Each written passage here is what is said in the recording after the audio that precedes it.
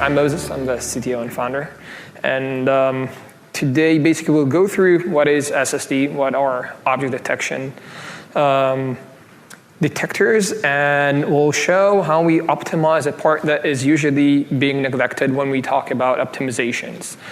So the previous talk was all about how do we optimize this entire pipeline, quantize weights, do it in the most efficient way.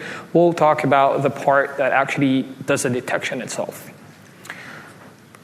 So a bit about Allegro. So at Allegro, we build an end-to-end deep learning platform, really from the ingestion of data throughout annotations, automation of annotations as a pipeline, experiment manager, DevOps, and actually we end up with continuous learning where we constantly retrain models based on input that they infer in production. Okay, so when it comes to building detectors, and especially when it comes to building detectors to run in real life in the embedded world, we have to have compromises. So we can't have it all. So it's either accuracy, frame rate, or actually compute, I guess, is the more correct term.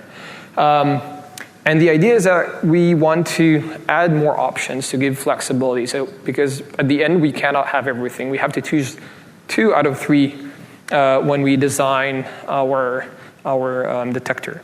So either we get accuracy with low power, which means that we drop the frame rate, or we have high frame rate with low power draw, and then we lose the accuracy. So we want to introduce a new way to try to kind of create a compromise between those 3.